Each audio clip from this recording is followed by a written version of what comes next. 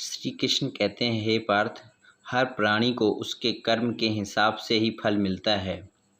प्रकृति हर किसी को अपनी राह चुनने का मौका देती है। अब वो मनुष्य की इच्छा पर निर्भर करता है कि उसे धर्म की राह चुननी है या अधर्म की। कथा शुरू करते हुए श्री कृष्ण ने कहा, एक नगर में दो पुरुष रहा करते थे। एक पुरुष व्यापारी था जिसके जीवन में धर्म की बहुत महत्ता थी। वो पूजा पाठ में यकीन रखता था। वो हर रोज़ मंदिर जाता था और दान धर्म भी करता था और हर रोज़ भगवान की पूजा करता था।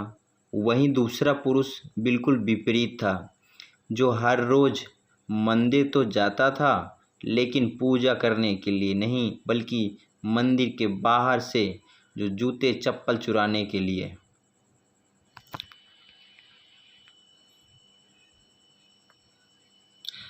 उसे दान और धर्म से कोई लेना देना नहीं था।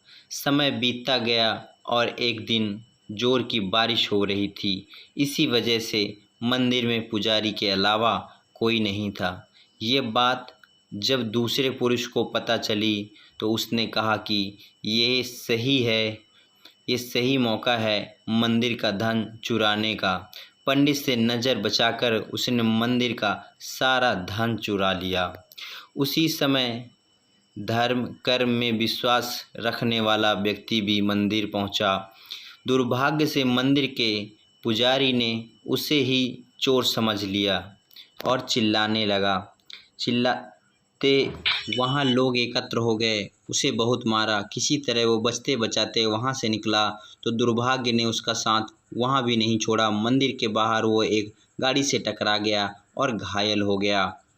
फिर वो व्यापारी लंगड़ाते हुए घर जाने लगा तो रास्ते में उसकी मुलाकात एक पुरुष से हुई जिसने मंदिर से धन चुराया था। उसने कहा, आज तो मेरी किस्मत चमक गई, एक साथ इतना सारा धन मिल गया। ये सब देखकर उसे बहुत बुरा लगा और उसने अपने घर से भगवान की सारी तस्वीरें निकाल दी।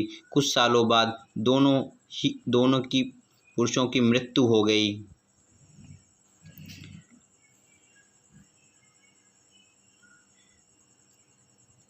मरने के बाद जब दोनों यमराज की सभा में पहुँचे और भले पुरुष ने दूसरे व्यक्ति को देखा तो उसे बहुत गुस्सा आया। उसने क्रोधित होकर यमराज से पूछ ही लिया, मैंने तो हमेशा अच्छा कर्म करता था, दान में विश्वास रखता था, उसके बदले जीवन भर मुझे अपमान और दर्द ही मिला है। इस व्यक्ति को नोटों से भरी पोटली, आखिर ऐसा भेदभाव क्यों हुआ मेरे साथ? इस पर यमराज ने कहा, पुत्र, तुम गलत समझ रहे हो। जिस दिन तुम्हारी गाड़ी से टक्कर हुई थी वो दिन तुम्हारे जीवन की आखिरी दिन था, परंतु तुम्हारे अच्छे कर्मों की वजह से तुम्हारी मौत सिर्फ एक छोटी सी चोट में बदल गई।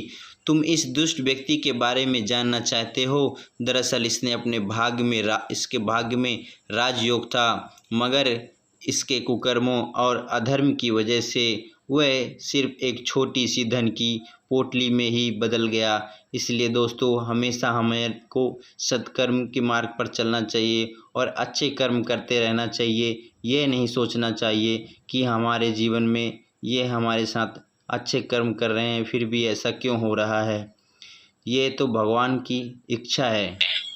दोस्तों, अगर यह वीडियो आपको पसंद आया हो, अच्छा लगा हो, तो प्लीज़ चैनल को ज़रूर सब्सक्राइब कर लें और बेल आइकन पर ऑल का बटन दबा दें ताकि जो भी वीडियो की नोटिफिकेशन है सबसे पहले आपको मिलें।